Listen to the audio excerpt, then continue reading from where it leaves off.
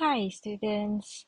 Welcome to today's lesson on the profession, the history of public relations in the United States of America.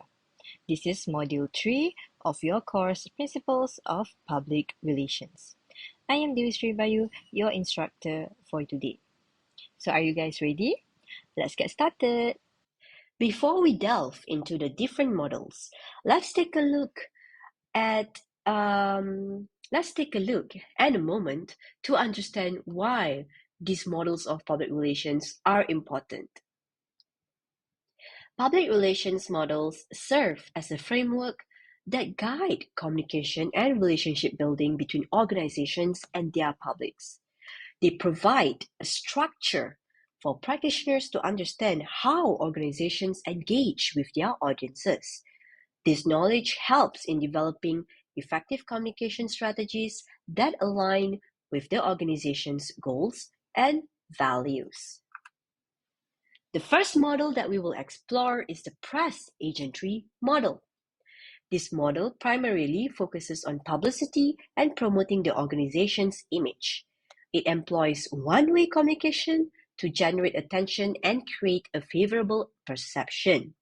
In this model, there may be a tendency to use exaggeration and selective presentation of information to capture the audience's attention. A notable historical figure associated with the press agentry model is Phineas T. Barnum. He was a great American showman who used flowery language and exaggeration to promote events and capture the public's interest. Now let's move on to the second model, which is the public information model. This model places a strong emphasis on disseminating accurate and truthful information to the public. It is commonly used by government organizations, non-governmental organizations, NGOs, and associations. The goal of this model is to represent both organizational interest and public interest, ensuring transparency and credibility. A significant figure associated with the public information model is Ivy Ledbetter Lee, often referred to as the father of public relations. He emphasized the importance of disseminating truthful information and believed that organizations should be open and honest in their communication efforts. The third model that we will explore is the two-way asymmetric model. This model focuses on persuading the public to align with the organization's point of view. It utilizes feedback from the audience, but it is often used for manipulative purposes. The two-way asymmetric model is commonly employed by business firms that are operating in highly competitive markets, where shaping public perceptions is critical. The historical figure in this model is Edward L. Bernays, also known as the father of modern public relations. Bernays applied social science research and psychology to shape public perceptions and influence public opinion on behalf of his clients. Lastly, let's explore the two-way symmetric model. This model emphasizes balanced and two-way communication between organizations and their publics. It aims to develop mutual understanding, build relationships, and value ethical practices. In the two-way symmetric model, both parties engage in open dialogue and exchange of information, enabling organizations to address concerns and incorporate feedback from the public.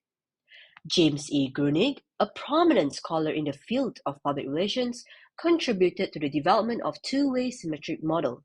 He emphasized the importance of understanding mutually and research in building effective communication between organizations and their publics.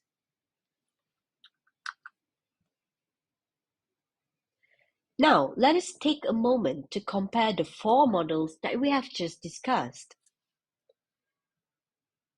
The press agentry model is the first model that we have discussed, where they emphasize promotion and image building through one-way communication.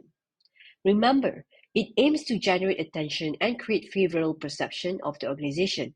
However, it may also involve exaggeration and selective presentation of information. Next, we have the public information model. In this model, it focuses on disseminating accurate and truthful information to represent both organizational interests and public interests. It aims to ensure transparency and credibility.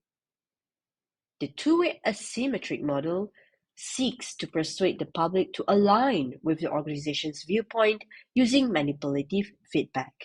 It is commonly used by business firms in highly competitive markets. Two-way symmetric model. The two-way symmetric model promotes balanced communication and mutual understanding between organizations and their publics. It values ethical practices and encourages the exchange of the whole truth. All right, everyone.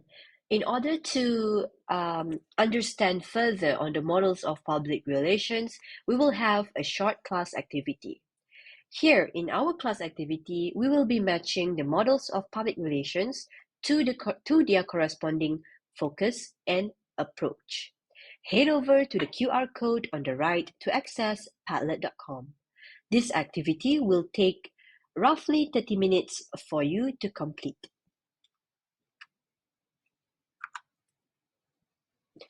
In conclusion, the models of public relations provide frameworks for understanding different approaches to communication and relationship building.